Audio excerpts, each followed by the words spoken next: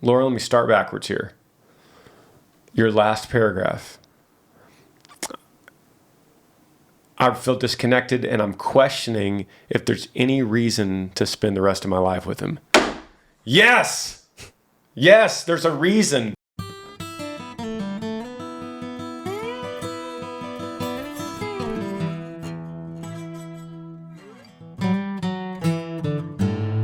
Parker, back on the podcast today, is my guest. I love having Parker. You claim to be the relationship guy on this podcast. I feel like I just want to be, I want to be put wherever I can help the most. This podcast has evolved so much into so many different aspects of life. And I was just thinking all of the wise men and women that you have on this podcast, I always just tend to get the younger person questions because it's more fresh for me. So I was like, I'll help wherever I can. I tend to be used for the young guy who's having relationship issues, which is a very common problem. So many questions come up on this podcast and so many different categories that we talk about. And you, of all the guests that I have, you are more quiet. But that's how you are in real life. You're a listener, you think, you listen. But then when you talk, it's like this explosion of wisdom will come in these spurts. That's incredible. And you're one of the reasons, although you're my little brother, you're one of the reasons that you're a consistent guest on this podcast. And you're one of the reasons that you're on episode 100 next week. So everyone listening, we have pre-recorded already episode 100. This is episode 99. We're going to have episode 100 coming next Monday. You're not going to want to miss it.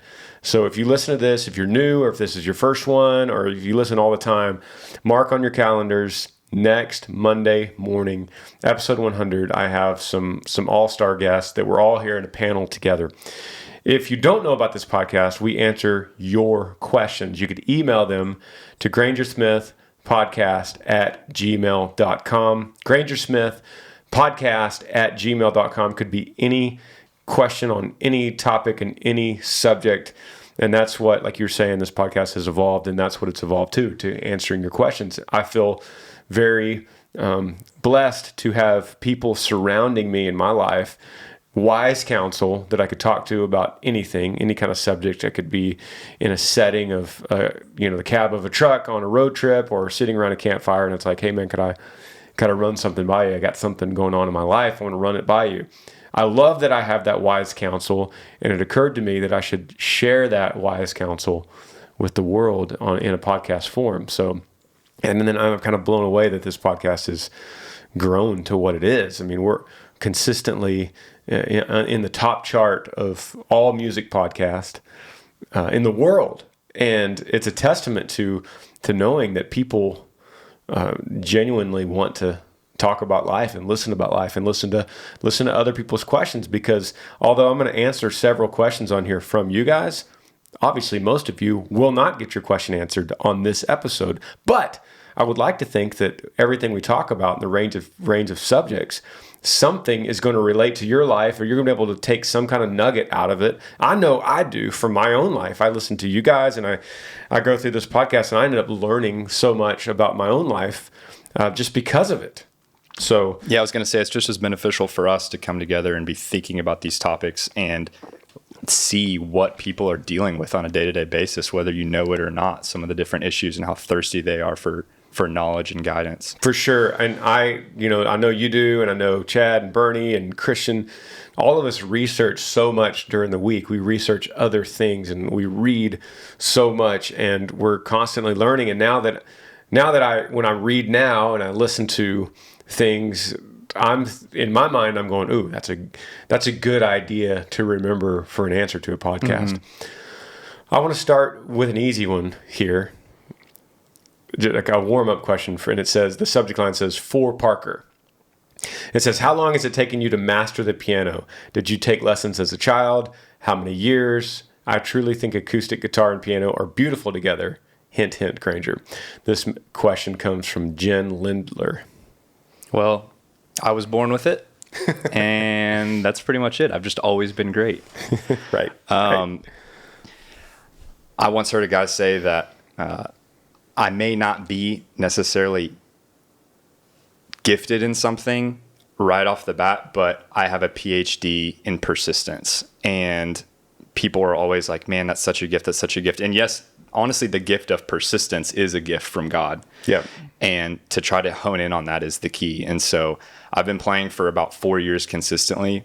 And I always tell people, you're 20 minutes a day from becoming a master of whatever you want to become a master of. There's exceptions here and there to, you want to stay in the ballpark of, you know, what you're naturally good at and inclined to do, and what you know, the desires are that you have.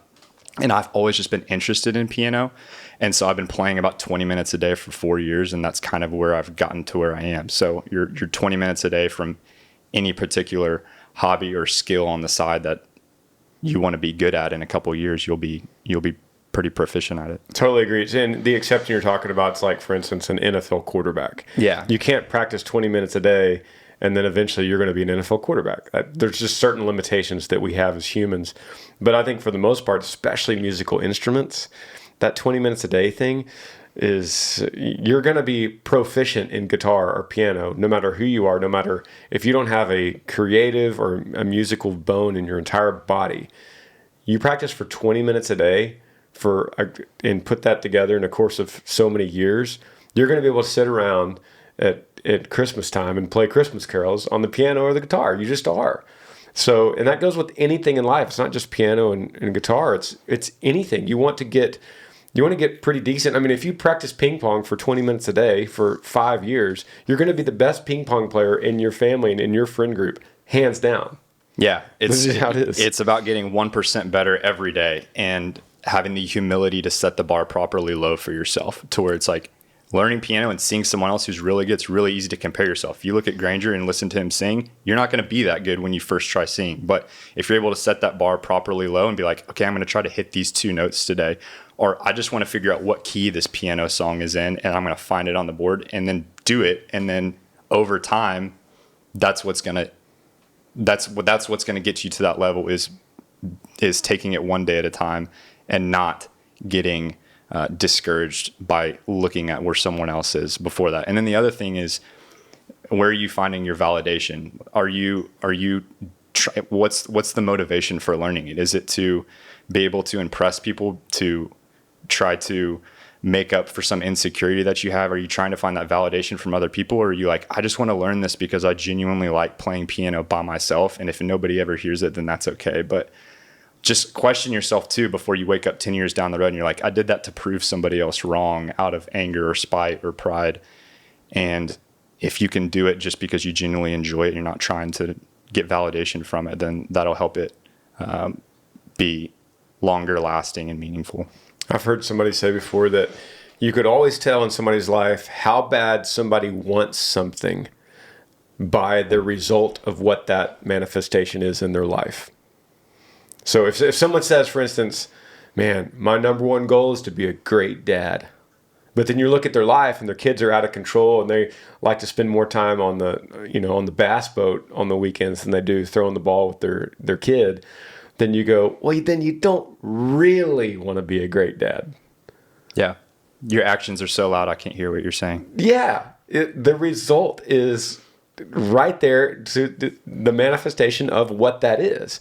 So, well, like when someone says, I really, really want to learn piano.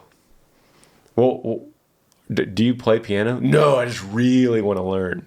Well, then you don't really want to learn because you're not trying. Yeah. So let's go specific to this question from Jen.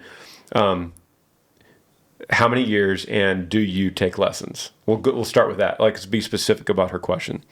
How many years have you been playing? I've been playing off and on since I was about 17. I didn't play for 4 years when I was in college, and I didn't play for the first year out of college. I decided to take it seriously and start doing literally 20 minutes a day is what I started doing about 4 years ago, a little over 4 years ago. And then I started getting to the point where I was like, okay, I'm getting better. I would like some additional guidance to get to the next level. And I've been taking lessons once a week, which has helped me a lot with accountability and with learning the theory and some of the things that I don't love doing, like reading sheet music and learning the theory, the stuff that's a little bit more boring to me, it's helped keep me accountable. And I've been taking lessons consistently for a little over 1 year. Yeah. So that goes back to also time blocking your day. So Jen, if you really want to learn piano, then you just time block your day and you go, okay, I need 20 minutes. And you said set your expectations low, set the bar low. I think that's a great plan in terms of don't tell yourself you're going to practice for 2 hours a day for 7 days a week. Yeah, you get burned out. You're going to get burned out. And when you don't meet that expectation of yourself, you're going to go, you know what? I was just never cut out for it. So I think 20 minutes is even 10. Even if you start with 10, like Jordan Peterson would say, set your bar super low, 10 minutes a day. I'm going to go 10 minutes a day, 5 days a week, Monday through Friday, 10 minutes. And that's something that you could build on, because then you go 10 minutes works, I'm going to bump it up to 15. And you just add all that up and you look back one day and you go, wow, I play piano. And just any instrument is such a good analogy for life too, because it's so easy to just get caught up in how other people are or where they're at, or focusing on wanting to be able to play the whole song perfectly, when it's like, I just need to focus on playing these few notes today correctly and be content with that. Totally. Let's get into some heavy stuff. How about relationship problems? It says, hey, this is Caleb from Arkansas. I'm 14. I want your advice on relationship problems. I just recently met the most wonderful and perfect girl. We started dating for about a month, but what hurt me most was when I found out her parents didn't want her to date until she's older, which I understand, and I'm sure you do too since you have a daughter. But we had to break up, and I fell into a major cloud of depression. And I don't know what to do about how this is going to work for our future. Do you have any suggestions on how to get rid of depression and how to convince her parents that I'm not a bad kid? Thank you for taking the time to read this. I love what you do. Keep up the great work. God bless. Thank you, Caleb. Shout out to Arkansas. It's a common question. I see this kind of question in a different form all the time coming into this podcast. I'm trying to figure out where to start. 14. We'll start that he's 14. Yeah, exactly. It's not, Caleb, it's just not a big deal. It is a big deal in your world, I understand, but in the perspective of your life, it's not a big deal that you found the most wonderful and perfect girl. I think you're needing something from a wonderful, perfect girl that you are that's making up for something else that you're missing as a 14-year-old, because you shouldn't crave this so bad that you go into a cloud of depression. I think that's stemming from something else. So let me go ahead and answer one part of your question. Do you have any suggestions on how to get rid of depression? Brother, this is a different question. Those are two profoundly different questions here. And so if this is causing you depression or a major cloud, as you put it, then there's something wrong.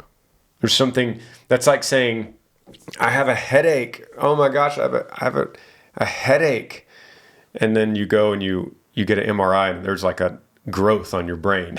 Like, there's a difference between having a headache because you have allergies and there's actually a growth on your brain. Mm-hmm. There's something deeper than allergies going on here with your headache per se. So then the other part of the question is that we'll get into is, you found out her parents don't want her to date till she's older, which I think is a really good rule. And there's something to say for a teenager or young 20s in respecting the girl's parents' decision. And that's a major thing, right? Respecting what her parents think about her age and dating needs to come as a high priority to you. You have to honor that. You have to honor parents. You have to honor your parents, and you need to honor this girl. If you truly think she's a wonderful girl, that probably has a lot to do with she was brought up the right way with parents that are keeping an eye on her. Yeah, the older I get, it would be hard to tell my 14-year-old self this, but the older I get, the more I am aware that it's probably not the best idea to be dating anybody unless you're in a place to marry them. To the point of dating is to evaluate somebody for marriage. And if you're 14 years old, probably not in that season of your life yet. Yeah. You are becoming a young man. You are making friends. You're being a part of sports. You're figuring out, the gifts that God gave you and where you're going to be and where he needs you to be. And I think that every young man has gone through that early teen heartbreak, and it's going to be part of it. And this is going to be something that he looks back on, and it's going to be such an awesome learning opportunity for him to be like, hopefully look back and say, man, I remember when I idolized that relationship over a lot of things and it completely crushed me. And you'll learn to just look at relationships in general and women from a new perspective. For sure. Caleb, I'm saying this to you, not because I'm looking down on you or looking away from the outside looking in. I'm saying it because I've lived it. And I know Parker's lived it. And I know most people listening that have been through their teen years have lived it. This is not, you're not doing something that's out of the ordinary. I understand what you're saying. And so that's why I feel like I can tell you, buddy, move on. Like lean into your friends, lean into a hobby. 14 is the perfect age to really get into a sport or a hobby. And I say a hobby because maybe you're just not athletic at all. So you could lean into the math team or the chess team or art or theater or music. We just talked about piano. The piano's a great thing to lean into. Guitar's a great thing to lean into. That's when I learned how to play guitar. I was age 14. So think of what that did for me, leaning into guitar and pouring that time and energy that you'd be pouring into a relationship, pour that into your buddies, your guy friends, and an instrument or football or baseball or wrestling or soccer or track. Lean into that. The time is coming when you're going to find the perfect girl for you. And it might be this one, just not right now. Yeah, and in the long run, that's going to be more attractive to a girl anyway, is when she finds someone who is content and is not desperate and is working on themselves and working on their purpose rather than trying so hard to get in a relationship or to get back with that ex. Yep. Good advice, Caleb. Move on. All right, how about this one? This is a subject line, YeeYee Apparel. Parker, you are the CEO of YeeYee Apparel. It comes from Michael Buck, and he says, man, what an awesome name, Michael Buck. That's a good name, Michael Buck. Uncle Buck. I wish I could be an Uncle Buck. Says, I don't know any other way to reach you guys, but I was wondering if you could possibly consider releasing a line of fire-resistant long-sleeve shirts. I work in the oil and gas industry, and fire-resistant clothing is a must, and I would love to be able to promote YeeYee Nation at work. I strongly believe that I wouldn't be the only one to purchase a fire-resistant shirt. If you could make this happen, that would be amazing. Michael Buck, YeeYee fan. Have you ever thought of that, Parker? I have not. I will say that is the first request we've gotten for that, which is typically not the best sign as a business. If you don't have clientele that is really needing that, and from our point of view, we only have a certain amount of money. We're a small business that we can spend, and it's a big risk anytime we do a new product. Michael, I'm sorry. I would love to be able to help you out. If we get some more requests, I'm sure we could look into doing a limited edition run. Hey, we'll say this right now, because it's live on the podcast, because this is out there in the universe now, we could say that, does anyone agree with Michael? Comment below on, if you're on iTunes, give this podcast a rating anyway. That really would help us. Give us a rating and give us a comment. Yes to fire-resistant clothing. Why does he need it again? Well, I'm sure he's a firefighter. He's got to be a firefighter. But don't firefighters have like the protective outer shell? They're not going to be wearing... Oh no, I'm sorry. He says I work in oil and gas. Perfect. Oil and gas. He works in oil and gas, so he's around dangerous stuff every day, and he probably has the opportunity to wear whatever apparel he wants as long as it's FR. So comment below if you're watching on YouTube. Comment below. Say yes to fire resistant. If you're on Spotify, I don't think you can comment. So we will get a good reading on what this means. But Michael, thank you for being a fan. Thank you for supporting YeeYee Apparel. And thank you for believing in us enough to trust us if we were to make fire resistant, that you would actually wear it in a dangerous situation. Yeah, true. Wow. Okay. Let's go to, this is a good subject line. Do we have time? Yeah, we have time for this one, and then we'll take a break. The subject line is Christianity extremist and marriage. Uh-oh. It says, this is from Laura from Ontario, Canada. It says, "Good morning, guys. Thanks for doing what you do. My husband of 16 years, parentheses, married in a Catholic church, turned to Christianity approximately 8 years ago. We've been together for 28 years and have a 15-year-old son. I support his journey and can recognize many upsides to desire to be with God and follow his word. There have been many adjustments along the way, such as Sabbath, no mainstream TV, no alcohol, no pork, women must work outside the home, just to name a few." I'm just reading it the way it says. It says, "The issue I'm struggling with is the fact that 8 weeks ago he informed me he will not attend my parents' funeral, parentheses, when the time comes, because it will be a Catholic ceremony and attending would be sinful in his mind. I know full well and have told him that he could attend as a non-participant no matter the denomination in order to support his spouse, but he refuses. Although we don't agree on all aspects, I'm a believer and would not let this affect my relationship with God. God is good.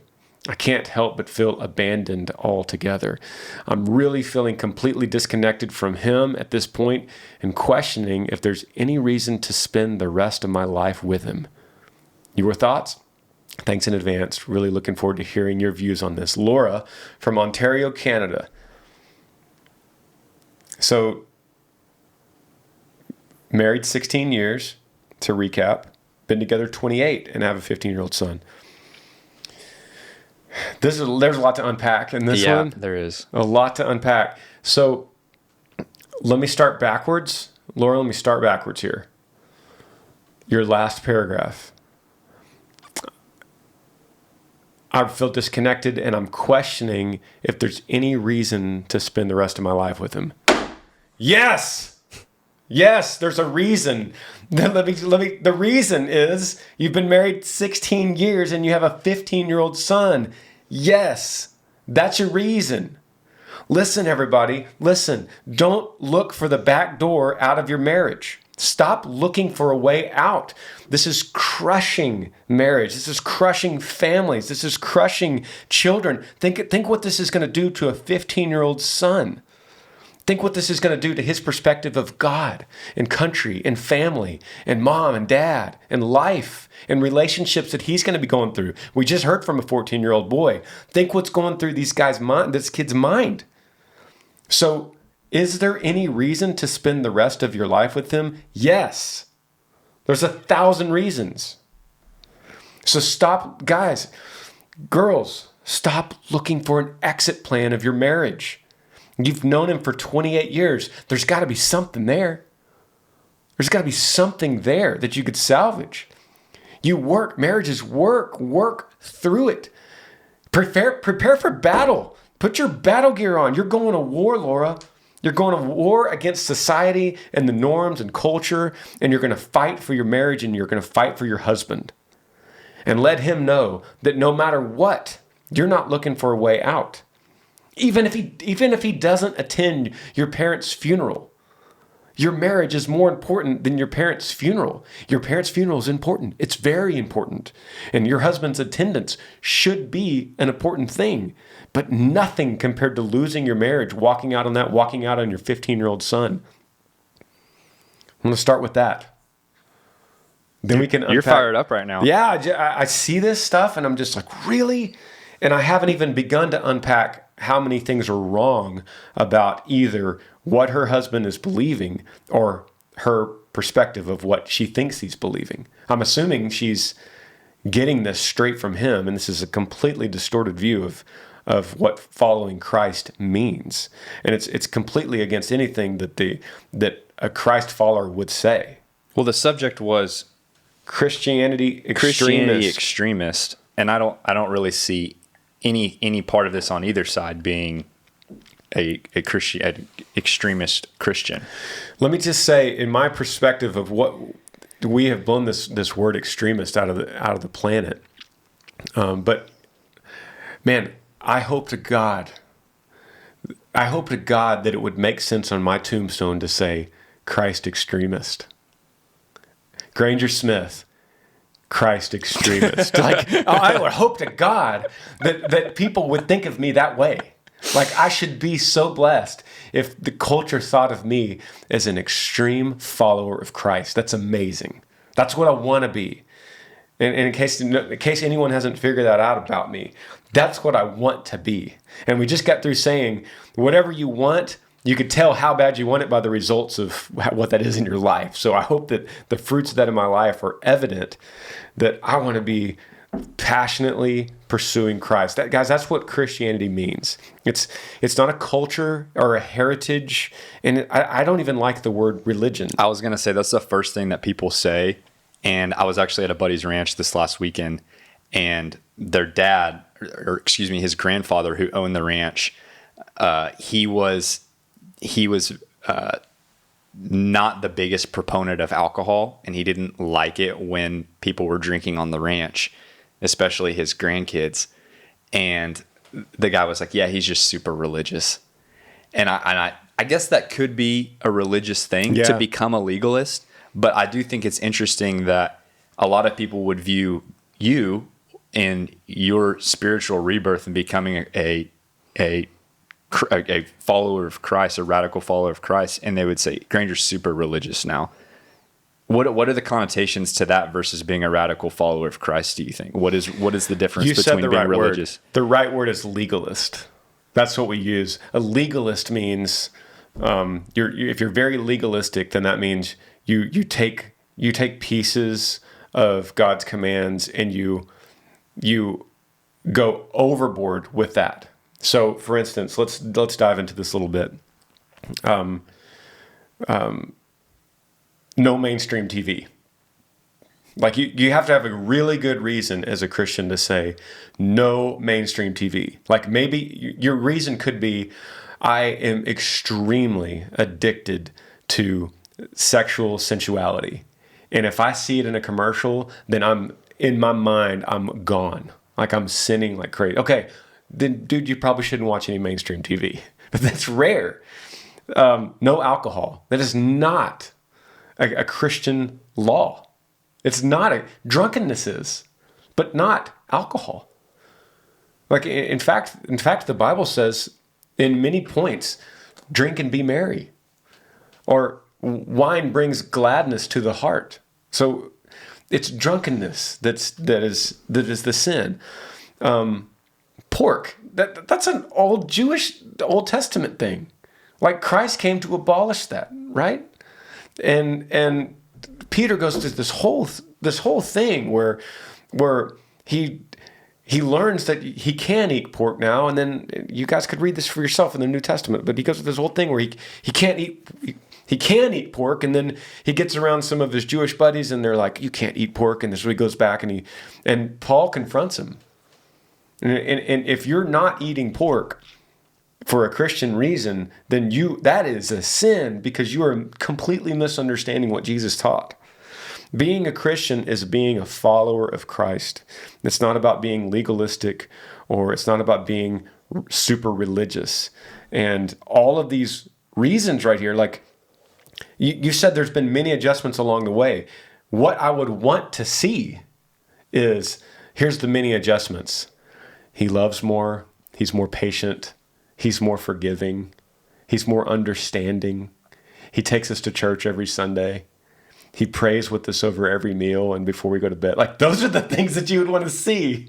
Not, here's the reasons. He doesn't eat pork. He doesn't watch mainstream TV. No alcohol. Women must not work outside the home. Like, guys, this is the distorted view, a completely distorted view of Christianity, and it sounds like he has gotten into some cult or some sect of of Christianity. If you feel like you can't go to your parents' or your in-laws' funeral because they're Catholic and you don't believe in Catholicism, then you're in a trap. You're in a dark place. So I guess to kind of sum up this email, I think I'm seeing some bad stuff on both sides. Laura, on your side, you looking for a way out, and on your husband's side, he's being an extreme legalist. And then I want to say one more thing that stood out to me in this email. You said, I support his journey. This is the beginning. I support his journey, and I could recognize many upsides to his desire to be with God. That is completely underplaying Christianity. I see the upsides.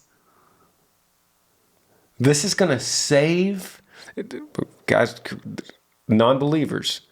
This is how I feel about this. This is life-saving. Following Christ is life-saving. It's not an upside. It's a perk. It's a nice perk. You know what I mean? So that's in that way you're completely underplaying what this could be doing, but then I hear what he's doing, and then this is completely distorted.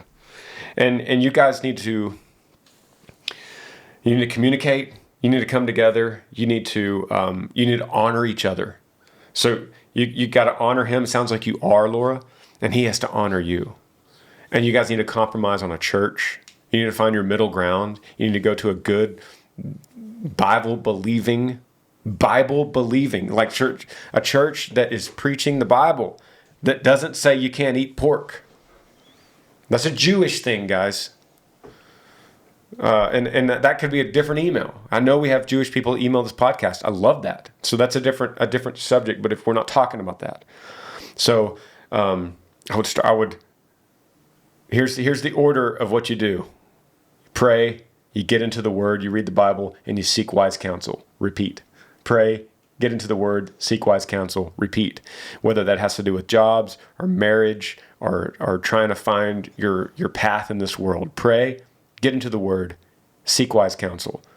The wise counsel being people that are already praying and in the Word. So pray, read the Bible, get in the Word, and then seek wise counsel that pray and get into the Word. I'm convinced that those three options, you do those three things, you could solve every problem that a human could have. Do you agree? Yes. I think it would save every marriage. It would save every form of depression. It would save every lost job.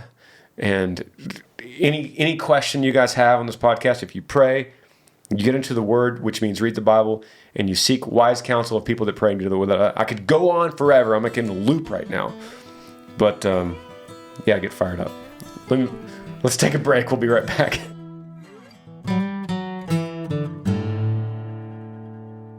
Podcast is brought to you guys today by Ritual. You deserve to know what's going in your body, especially when it comes to something that we take every single day.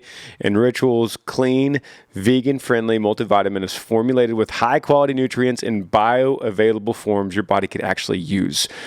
You know what you won't find? Sugars, GMOs, major allergens, synthetic fillers, and artificial colorants. Plus, the fresh taste and delayed response capsule design makes taking your vitamins easy. Guys, I'm not a vitamin guy. I never have been. In fact, I remember one time I was at Texas A&M and I started this multivitamin routine, and I was walking to class in the core at 7 a.m. and I started feeling a little sick to my stomach, and I was like, why would I feel sick to my stomach?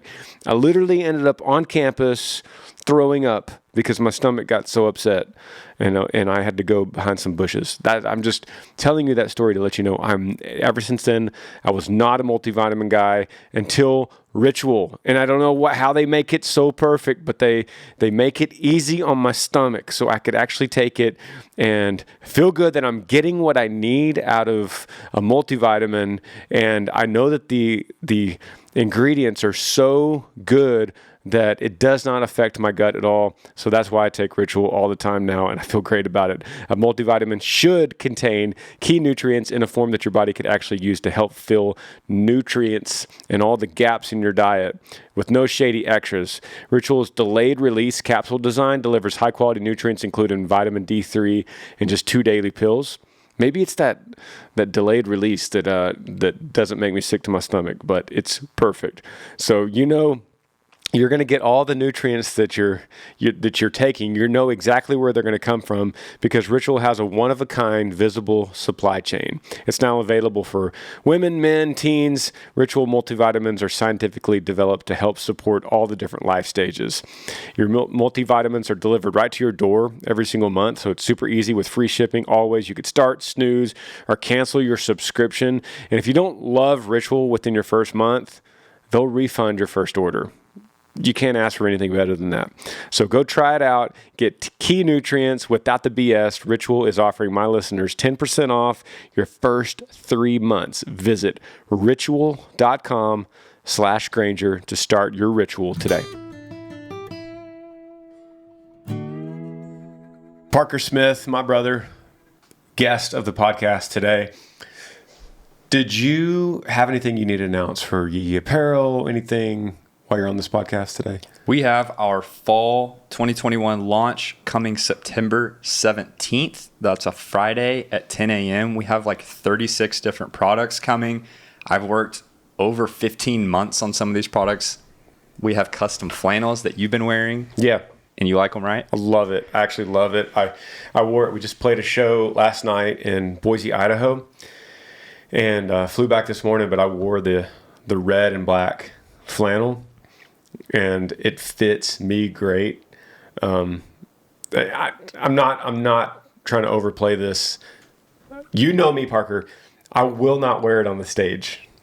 Yes, I've tried. I won't randomly wear something on the stage just because I'm trying to sell it, because I think it's something we need to market. I will only wear it if it fits great and I think it looks cool. Yeah, it's really special and amazing just to be to the point where this is not just a plug of your usual artist or influencers merch where we made some t-shirts. This is stuff that we've been working on for over a year. Custom soft shell jackets, canvas work jackets, completely custom hoodies. We analyzed everything in the fit and constructed them from scratch. So it's gonna be really fun on September 17th, and we will actually be in Bristol that day watching the YeeYee car race in Bristol, Tennessee, which is going to be amazing too. So that'll be a crazy day. Yeah, I love it, man. It's the best flannel I've ever worn.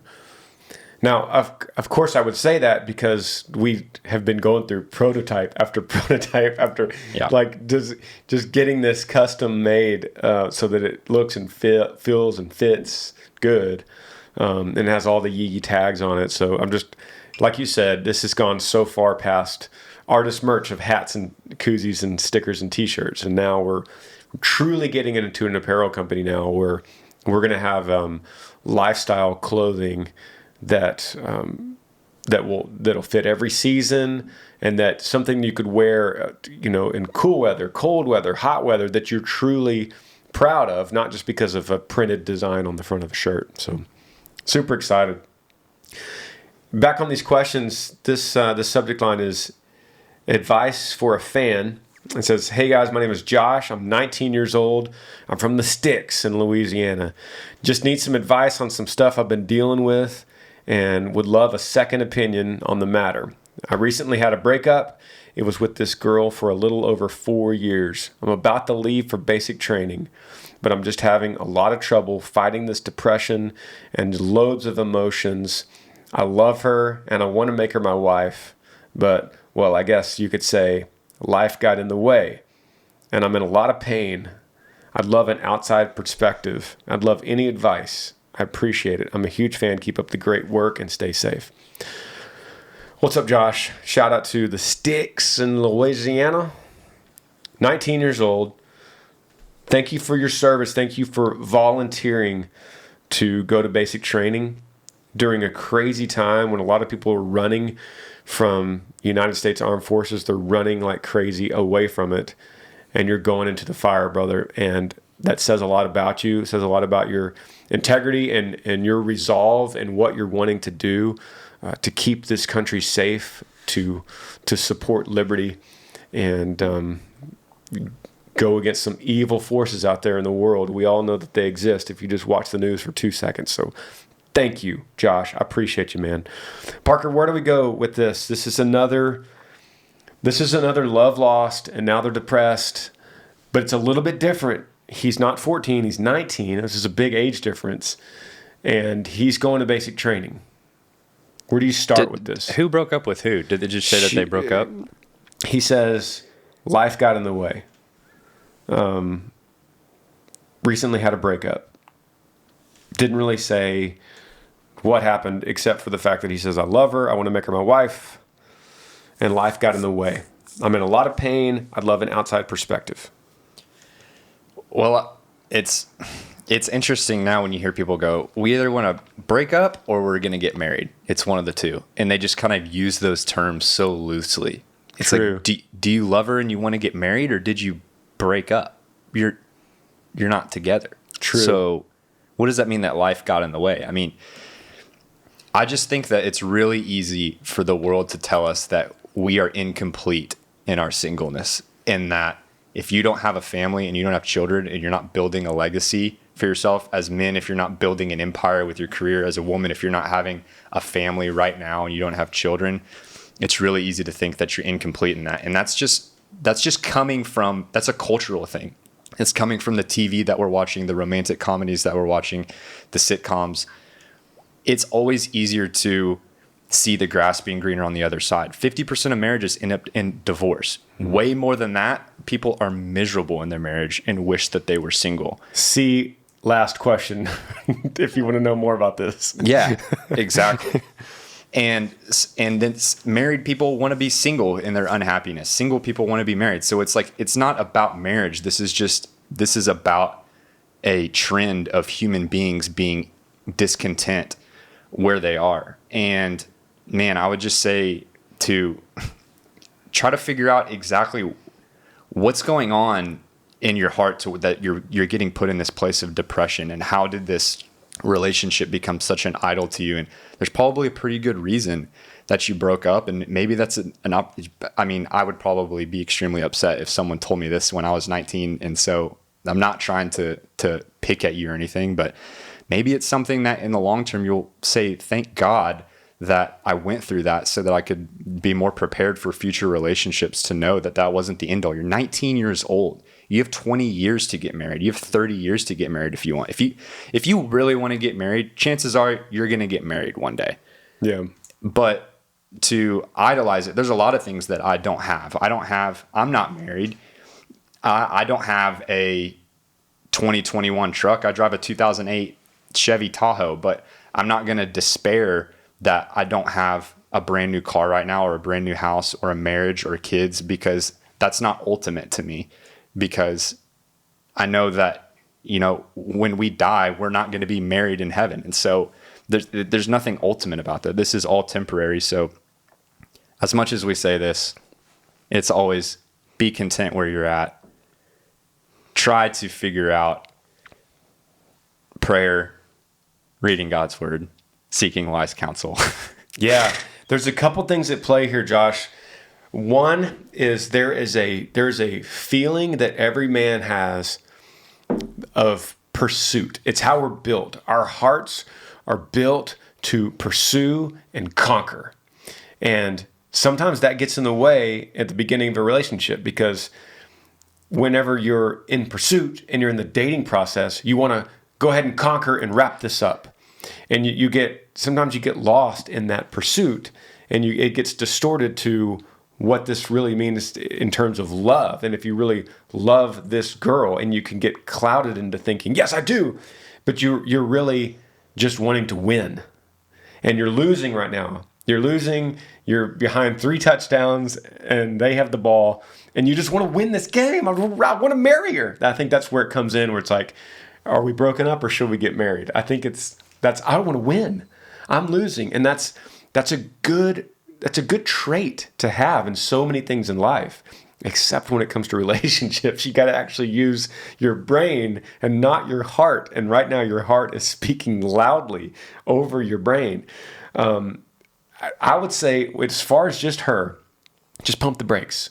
Just pump the brakes. Let a little time go by, and let this heart stop beating so loudly, and let your mind take over a little bit. And maybe you'll be able to kind of see, you know what, I messed up in these areas. Or, you know what, she wasn't the right one. She was a little crazy. I just didn't see it.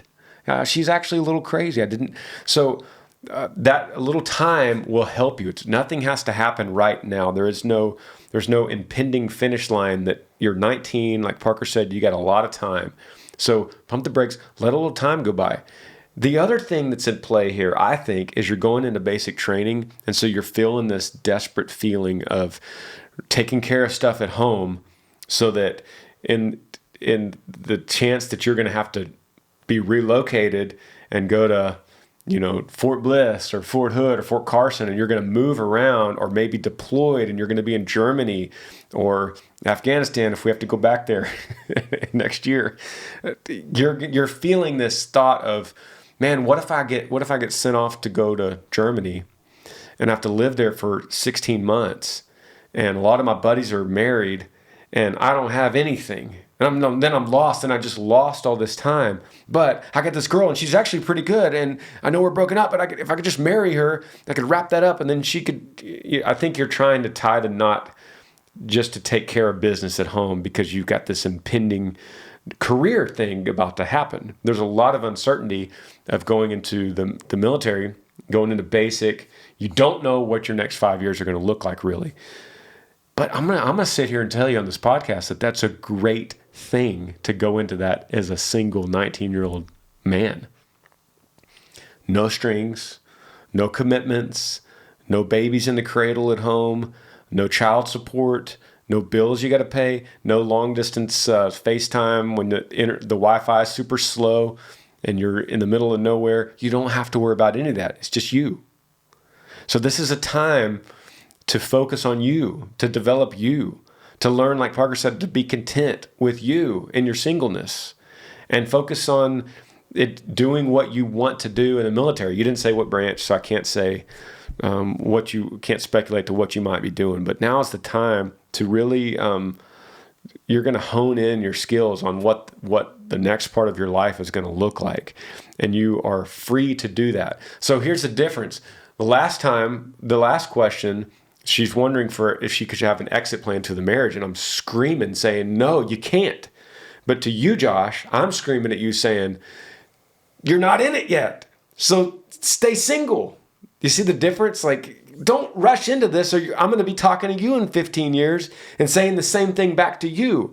You rushed into this marriage because you thought you loved her, and then you thought you got depressed, and then you went into basic, and then so you went ahead and married her. Then you guys had a kid, and now he's 8 years old, and now your wife doesn't talk to you anymore, and you're about to go on your third deployment. It's a mess. It's a mess. It's funny because it's not funny, but I saw another question in here that the subject line is military marriage is hard. Look, I look at it right now. Literally, military marriage is hard is one of the questions on here. And so I'm going back to you, Josh, and going, don't be one of those statistics. And I appreciate you emailing. Yeah, it is hard, and it's easy to have a misconstrued idea of, it's like, what is the gravity of standing up before your friends and family and God and making a binding agreement with each other that you will be together till death do you part? That's a big deal. And I think that our society gets so caught up in culture telling us, like I said, that we're incomplete without it, and that we have to do it. And then we get caught up in our feelings and don't use our brain, instead of asking ourselves from the very beginning, what am I looking for in a wife? Do I understand what marriage is and the amount of work that it takes? Or is it just going to be, dinners and cleaning and just easy stuff all the time? Like, people just think it's going to be some fantasy. Well, here's how we could help.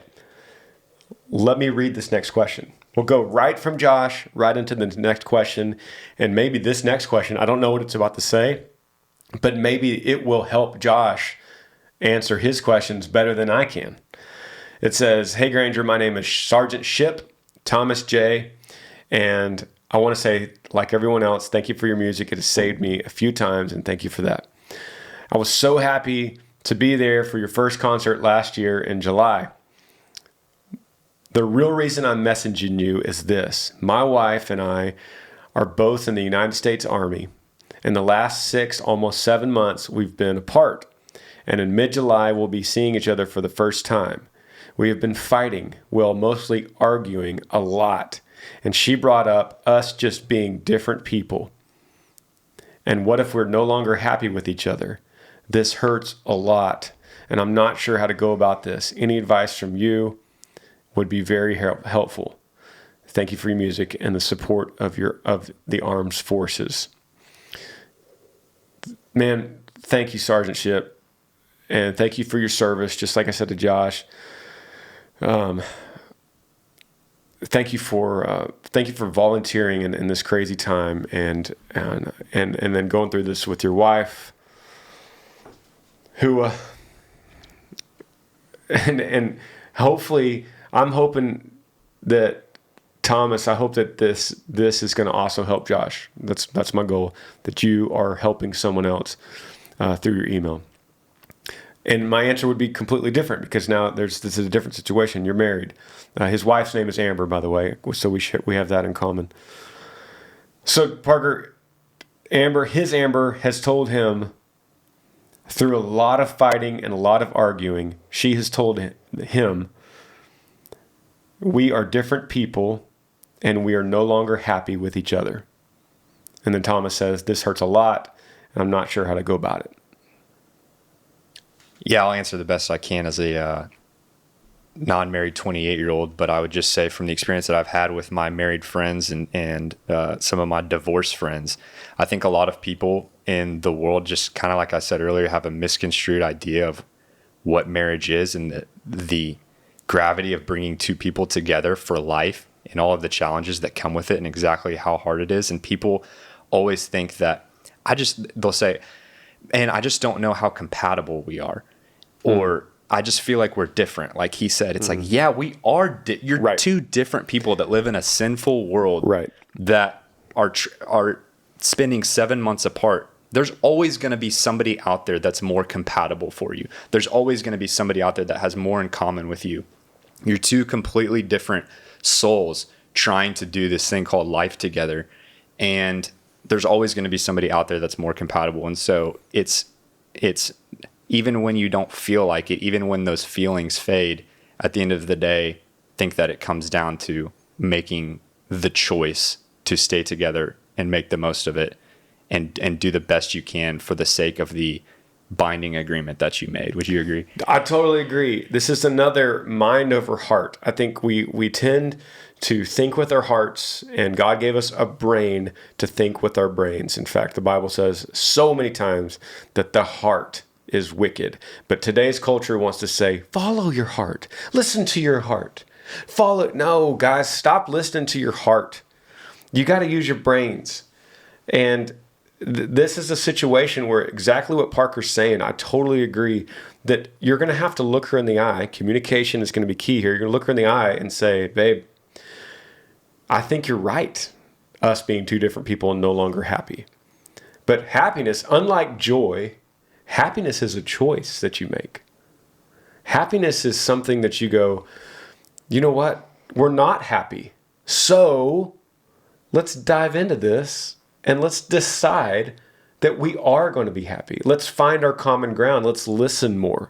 Let's compromise more. And you could also say that you guys have been apart for the last 6 or 7 months. That's a strain on your marriage. So you're going through a rough patch. You're going through a valley right now. But you're not always going to be 6 or 7 months apart. This is a season, and you're going to make it through. So be patient through this season and find contentment and find gratitude and lower your expectations. So it's like I was saying with Chad a couple weeks ago on this podcast. Lower your expectations and raise your gratitude. I want everyone to understand that I want you to have high expectations for your life, in your love, in your marriage, in your relationships, in your kids, in your jobs. I want you to have high expectations. So don't get me wrong, but I want you to have higher gratitude. And if you have to lower your expectations a little bit in order to make that gratitude pass it, then you got to do what you got to do. And so right now you're going to go, you know what, babe, I don't expect us to have great little frivolous conversations on the phone or FaceTime or however you guys are talking every day. I expect, for me personally, I'm speaking for myself. When like today, I'm coming off of 2 early morning flights. I flew yesterday, had an early flight to Idaho from Texas. I hit the ground running. We did meet and greets. Chris and I did 210 meet and greets. We went right to the stage. I went right to bed. And then I had a 5 o'clock alarm and got an early flight. I'm back here in Texas. I know that when I do something like this, that I'm going to be a little short-tempered. My fuse is a little short.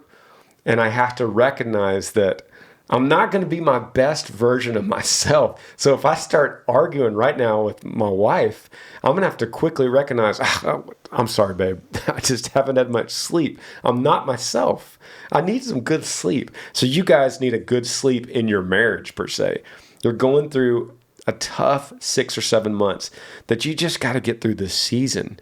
And then you reevaluate once you're back home, once you're stable again, maybe a couple kids are in the mix, you guys are both out of the Army, and then you're going to be in a different place. It sounds like you might need a Caribbean vacation. Go take a cruise. No, don't do that. Everyone's saying don't do that now. Go to an island somewhere and get on a beach and spend some of that Army money and relax a little bit and just understand each other. So when she wants to come at you arguing, what if you agreed with her? Got to put away the pride, put away all this, all the desire to win, and just to been like, she's like, you're a punk, and you just go, huh, yeah, you're right. Like instantly, that shuts it down. She can't go after you again. She can't go, I mean, you're really a punk. Yeah, you're right. I haven't been there like you deserve. You deserve me to be there. You deserve the best version of me, and I haven't been that. I've been bogged down with work. I've been missing you. I've been busy. I've been lacking sleep.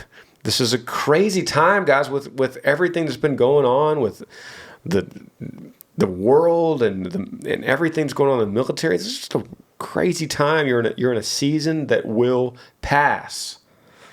And so look at it like that. It's a season that's going to pass, and this happiness that you're talking about, you don't have.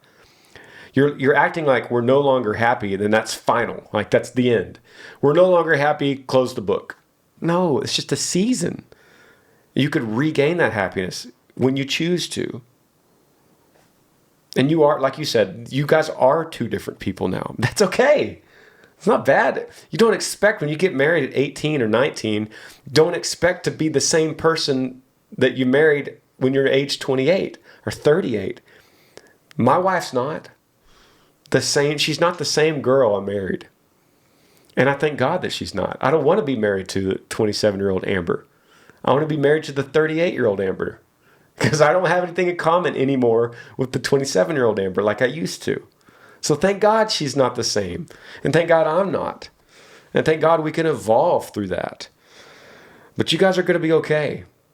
And you got your priorities straight because you're worried about it, and that's good. So that's my advice. You want to hit another one, Parker? Sure. I feel like I've been yelling for 3 questions now.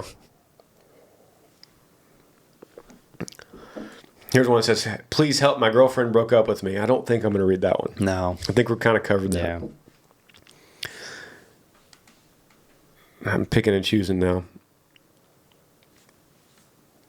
Okay, how this seems like it's completely different. It says, hey, Granger, my name is Brody. I'm from Kentucky. Shout out to Kentucky.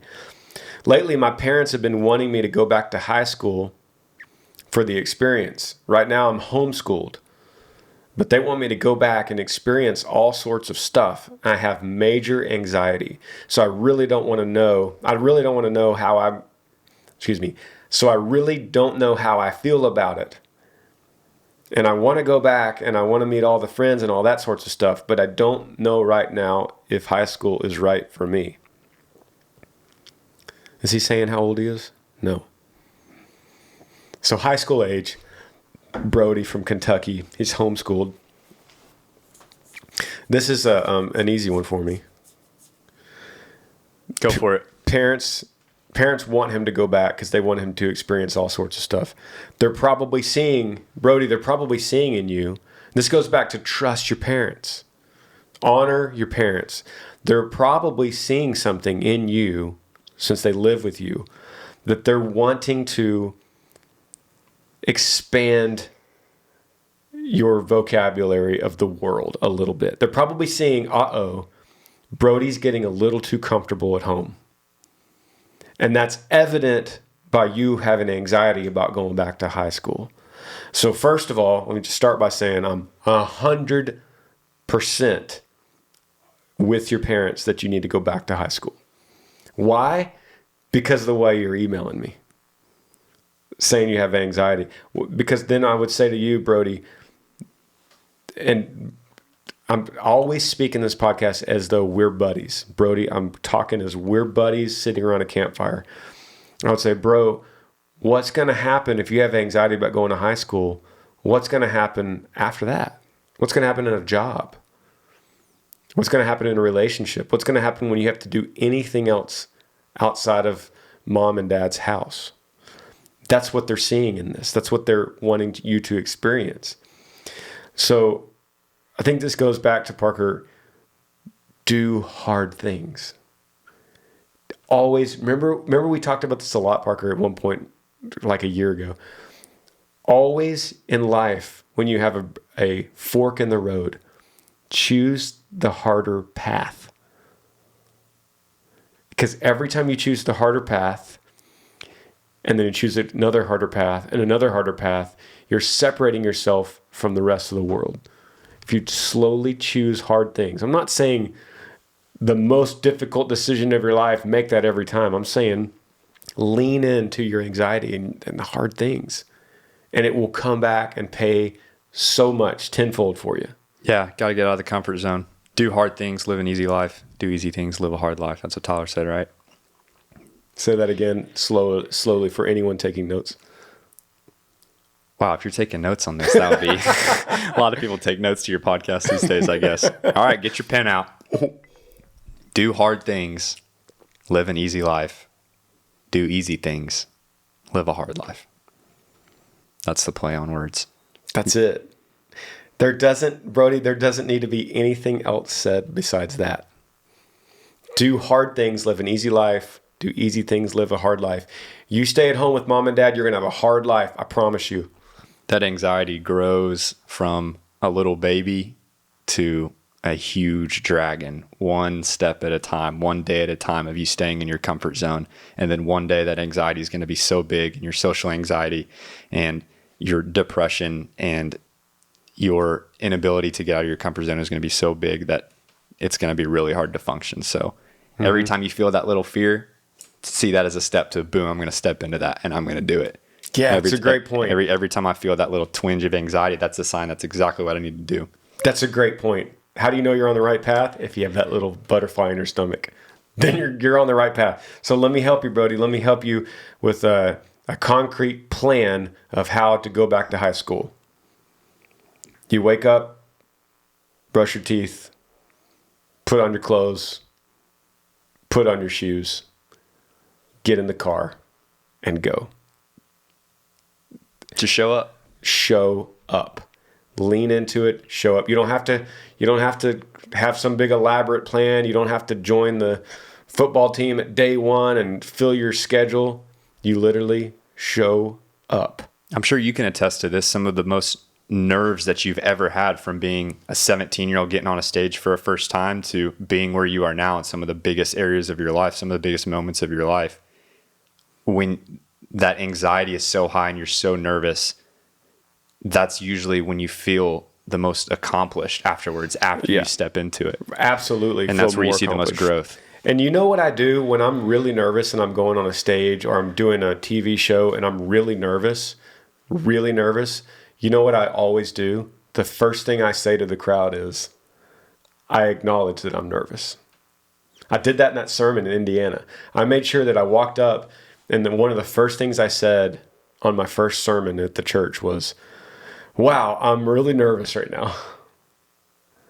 And Brody, you could do the same thing. You could go and the teacher could say, hey, how are you doing, Brody? Tell me a little bit about yourself. And you go, well, I'm actually pretty nervous. I'm a homeschool kid.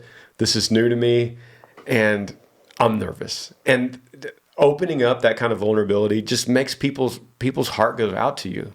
They're just like, that teacher would be like, well, let me help you.